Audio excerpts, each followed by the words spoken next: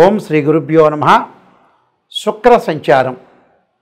శుక్రుడు ఆగస్టు 21వ తారీఖున రాత్రి 1:19 శుక్రుడు కర్కాటక రాశిలో సంచారం చేసి సెప్టెంబర్ 12వ తారీఖు ఉదయం 6:26 వరకు కూడా శుక్రుడు కర్కాటక రాశిలో ఉంటాడు.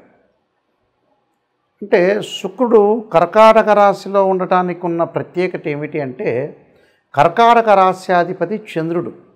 శుక్రుడు చంద్రుడు క్షేత్రంలోకి ఉంటున్నాడు.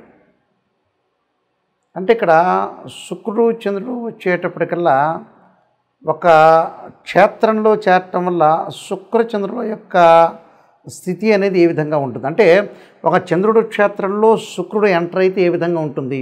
చంద్రుడు మనోకారకుడు. మానసికంగా సైకలాజికల్గా డిజార్డర్గా సైకలాజికల్గా విల్ పవర్గా స్ట్రాంగ్గా ఉండాలన్నా బాగలేకపోవాలన్నా చంద్రుడు కారణభూతుడు అవుతాడు. శుక్రుడు సుఖాన్ని సౌఖ్యాన్ని భోగాన్ని కళత్రాన్ని లగ్జరీని ఇచ్చేవాడు శుక్రుడు.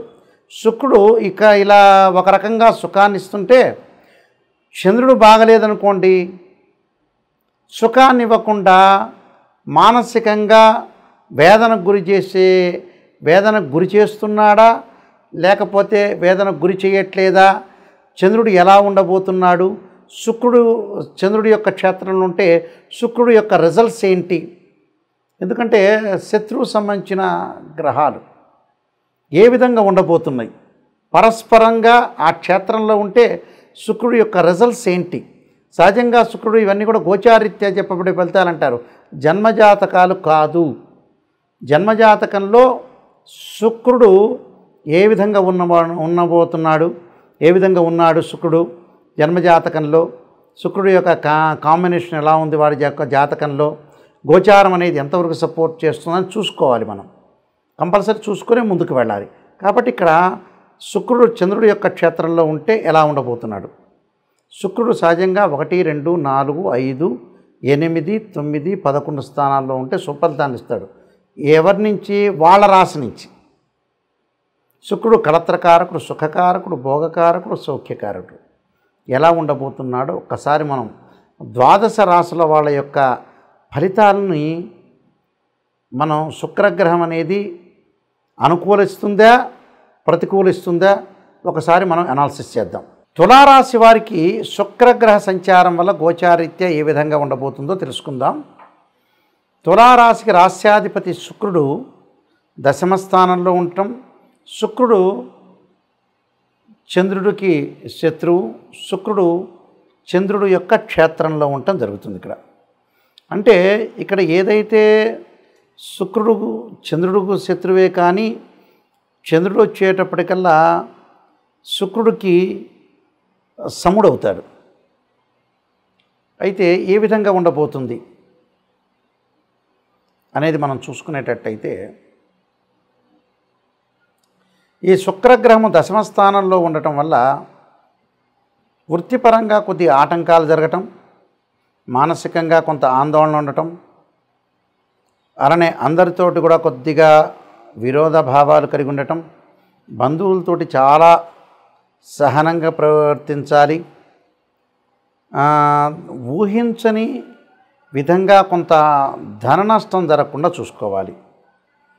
కొన్ని విషయాల్లో ఓటమిని చవిచూడటం, పట్టుదలకు పోయి కొన్ని వస్తువులు ధనాన్ని మాటని చేజార్చుకునే అవకాశాలు ఉండటం, వివాహ సంబంధాలు కొద్దిగా 1, 2, 3 సంబంధాలు తప్పిపోయి 3వ సంబంధం కలవటం, పెళ్లి చూపుల్లో స్థాన మార్పులు బదిలీ జరిగే అవకాశాలు ఉంటుంది. సామాన్యంగా అవసరాలకి రుణాలు చేయాల్సిన అవసరం కూడా ఉంటుంది. రుణాలు చేస్తున్నా డబ్బు అనేది ఇంక్రీజ్ అవుతుంది, మనం వస్తువులు కొనుగోలు చేయటం ఎక్కువ ఉంటుంది. అంటే గృహాలు, అపార్ట్మెంట్లు, అగ్రికల్చర్ ల్యాండు, బంగారు ఆభరణాలు, దుస్తులు, అలానే కొత్త న్యూ బిజినెస్లో ఎంటర్ అయ్యే అవకాశాలు ఎక్కువ ఉన్నాయి. కాబట్టి మాత్రమే మనం ఉన్నదానికంటే రుణాలు చేసే అవకాశాలు ఎక్కువ లభిస్తాయి. అంటే రుణాన్ని చేస్తూ ఉంటాం మనం, అంటే బ్యాంక్ లోన్స్ అనుకోవచ్చు, మనకు తెలిసిన వాళ్ళ దగ్గర వడ్డీలకు తీసుకోవటం ఒకటి, బంగారు నగలు తాకట్టు పెట్టటాలు, బ్యాంకులో పెట్టటాలు ఇలాంటి సంఘటనలు నిరీక్షణ జరుగుతుంటుంది. అయితే కొంత ఆస్తి కూడా కలిసి వచ్చే అవకాశం అనేది ఒకటి ఉంటుంది. కానీ బంధుమిత్రులతోటి కొంత మోసపూరిత వాతావరణం లేకుండా జాగ్రత్తగా వ్యవహరించడం చాలా ఇంపార్టెంట్. వివాహాది శుభ కార్యక్రమాల యందు కొంత లేట్ అయ్యే అవకాశాలు ఎక్కువ ఉంటాయి. సంతానపరంగా కొన్ని ఇబ్బందులు చవిచూసే అవకాశాలు ఒకటి ఉంటాయి. అంటే ఇబ్బందులు అంటే ఏంటంటే వాళ్ళ యొక్క డెవలప్మెంట్ కావాలి, ఇంకా బాగుండాలి, పిల్లల యొక్క పెళ్ళిళ్ళు కావాలి, ఫైనాన్షియల్ పరంగా పొజిషన్ బాగుండాలి, అన్నీ అనుకూలంగా ఉండాలి అనే విషయాల్లో కొంత అన్వేషణ చేస్తుంటారు, ఆలోచన చేస్తుంటారు. అయితే మళ్ళీ గౌరవ సన్మానాలకి లోటు లేదు. అలా శత్రువులు పరాజితులు అవుతారు. అలానే జనాదరణ లభించే అవకాశం ఉంటుంది. అన్నదమ్ములతో అక్క చెల్లెలతో సఖ్యత కూడా లభించే అవకాశాలు ఎక్కువ ఉంటాయి వీళ్ళకి. అంటే ఇవన్నీ కూడా కొన్ని మంచి చెడుల యొక్క మిశ్రమం జరిగే అవకాశాలు ఎక్కువ ఉంటాయి. మంచి చెడుల యొక్క మిశ్రమం బాగా ఎక్కువగా ఉంటుంది. కాబట్టి ఆ మిశ్రమం అనేది ఎలా ఉండబోతుంది అనే దానికి కొద్దిగా జాగ్రత్త వ్యవహరించాలి. స్త్రీ మూలకంగా కూడా ఒక స్త్రీ ఇంట్లోకి ఎంటర్ అయ్యి భార్యాభర్తల మధ్యలో కలతలు పెట్టడం, అన్నదమ్ముల మధ్యలో పంచాయతీలు పెట్టే అవకాశాలు ఉంటాయి. అక్క చెల్లెల మధ్యలో కూడా వివాదాలు చూసే అవకాశాలు ఎక్కువ ఉంటాయి. ఒక మగవాడి వల్ల కూడా అన్నదమ్ముల మధ్యలో కానీ, భార్యాభర్తల మధ్యలో కానీ, అక్క చెల్లెల మధ్యలో కానీ వివాదాలు వచ్చే అవకాశాలు ఉంటాయి. కాబట్టి కొద్దిగా జాగ్రత్త వ్యవహరించి నేను చెప్పబోయే రెమెడీస్ మీరు పాటించండి, మీకు సుఫలితాలు జరిగే అవకాశం ఒకటి ఉంటుంది. ఇక్కడ చాలామంది కూడా శుక్రుడు ఏ స్థానంలో ఉంటే బాగుంటుంది, శుక్రమహర్దశ కలిసి వస్తుందా రాదా? కొన్ని లగ్నాలకు శుక్రమహర్దశ కలిసి వస్తుంది, కొన్ని లగ్నాలకి శుక్రమహర్దశ కలిసి రాదు. సహజంగా ఏమిటి అంటే వృషభ లగ్నంలో జన్మించిన వాళ్ళకి, తులా లగ్నంలో జన్మించిన వాళ్ళకి శుక్రమహర్దశ బాగా కలిసి వస్తుంటుంది. అలానే మకర లగ్నంలో జన్మించిన వాళ్ళకి కూడా శుక్రమహర్దశ కలిసి వస్తుంటుంది. మనం ఏ మహర్దశలో కలిసి వచ్చిన వాళ్ళకి కలిసి వస్తుందో కూడా చూసుకోవాలి. అలానే మిథున లగ్నంలో జన్మించిన వాళ్ళకు కూడా శుక్రమహర్దశ బాగా కలిసి వస్తుంది. అయితే శుక్రుడు దశ అంతర్దశలు ఏ విధంగా ఉన్నాయి? అంతర్దశల్లో బాగుపడవచ్చు, దశల్లో కూడా బాగుపడవచ్చు. అయితే శుక్రగ్రహం అనేది నీచ స్థానంలో ఉంటే ఒక రకంగాను, శుక్రుడు జన్మజాతకంలో శుక్రుడు రాహుతో కానీ కేతువు కానీ కంజంక్షన్ కాకూడదు. శుక్రుడు ఎప్పుడూ కూడా కుజుడితో కంజంక్షన్ కాకూడదు, శనితో కూడా కంజంక్షన్ కాకూడదు. శుక్రుడు ఎప్పుడూ కూడా అశ్విని, మఖ, మూలా నక్షత్రాల్లో ఉండకూడదు.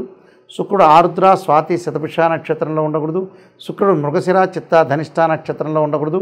శుక్రుడు పుష్యమి, అనురాధ, ఉత్తరాభాద్ర నక్షత్రంలో ఉండటం అనేది మంచిది కాదు. అంటే శుక్రుడు ఎవరు? కళత్రకారకుడు, అంటే వివాహకారకుడు. అంటే డిఫరెన్స్ ఆఫ్ ఒపీనియన్స్ జరగకుండా లైఫ్ లాంగ్లో శుక్రుడు అనుకూలత సాధిస్తేనే మన లైఫ్ అనేది ముందుకు వెళ్ళగలుగుతారు. అంటే భార్యాభర్తల అన్యోన్య దాంపత్యం అనేది చాలా ఇంపార్టెంట్. శుక్రుడికి సహజంగా స్వక్షేత్రాలు వృషభము, తుల స్వక్షేత్రాలు. శుక్రుడు ఎక్కడుంటాడు? శుక్రుడు మీనం అనేది ఉచ్చక్షేత్రం. శుక్రుడికి నీచక్షేత్రం ఏంటంటే కన్యారాశి. కన్యలో ఉంటే నీచత్వం అనేది ఏర్పడుతుంది. అందువల్ల శుక్రుడు నీచరాశిలో ఉండకూడదు, పాపగ్రహాలతో కలిసి ఉండకూడదు. అలా ఒకవేళ మీ జన్మజాతకంలో ఉన్న గోచారంలో శుక్రగ్రహం మీకు బాగలేకపోయినా నేను చెప్పే పరిహారాలు పాటించండి. కానీ బర్త్ చార్ట్ని చూసే పరిహారం అనేది చేయాలి. సాధారణంగా కొన్ని చిన్న చిన్న పరిహారాలు చెప్పబోతున్నా, ఆ పరిహారాలు మీరు పాటించండి. మహాకాళి, మహాలక్ష్మి, మహాసరస్వతి అంటే ఏదైతే శుక్రుడికి చక్కగా కమలాక్షి స్తోత్ర పఠనం చేయటం, కమలాదేవిని అంటే అమ్మవారి యొక్క ఆరాధన చేయటం, పాదరసపు లక్ష్మీ దేవిని ఆరాధన చేసి లక్ష్మీ అష్టోత్తరంతో పూజ చేయటం, శ్రీ సూక్తం పారాయణం చేయటం, మహాలక్ష్మి హోమం చేయటం. శుక్రగ్రహం బాగలేదు, మేము విడిపోతున్నాం, భార్యాభర్తల మధ్యలో బాండింగ్ అనేది లేదు అనంటే ఖచ్చితంగా భృగుపాస్పదాస్త్ర రుద్రాభిషేకం, భృగుపాస్పదాస్త్ర హోమము, అలానే శుక్ర జపము చాలా ఇంపార్టెంట్. ఇక్కడ 10 శివలింగాలు పెట్టి అభిషేకం చేస్తారు. భృగుపాస్పదాస్త్ర రుద్రాభిషేకం అంటే మామూలుకి చేయరు. అందువల్ల శుక్రుడు ఎలా ఉన్నాడు, నిజంగా బాగున్నాడా, మన జాతకంలో బాగలేదా, శుక్ర జపం ఉంటుంది. ఆ శుక్ర జపం చేయటం, బొబ్బర్లు దానం చేయటం, శుక్రుడి విగ్రహానికి పంచామృతంతో, పండరసంతో, చెరుకు రసంతో అభిషేకం చేయాలి శుక్రవారం రోజున. వీలైతే శుక్రవారం శుక్రహోరలో అమ్మవారి యొక్క ఆరాధన చేయటం మంచిది. వీలైతే ఇంటి దగ్గర శుక్ర జపం చేయాలి. కానీ వాస్తవంగా వేదోక్త మంత్రం బ్రాహ్మణోత్తములు చేయాలి. అభిషేకాలు ఇవన్నీ కూడా బ్రాహ్మణోత్తములతో చేస్తే మనకు మంచి ఫలితాలు వచ్చే అవకాశం ఖచ్చితంగా ఉంటుంది. శుక్రగ్రహం ఎప్పుడూ కూడా నీచ స్థానంలో ఉంటే ఇబ్బందికరమైన వాతావరణం ఉంటుంది. కన్యా రాశిలో నీచత్వం అనేది శుక్రుడు ఉన్నాడు అనుకోండి, ఉదాహరణకి వివాహ బంధం అనేది కరెక్ట్గా బాండింగ్ ఉండదు.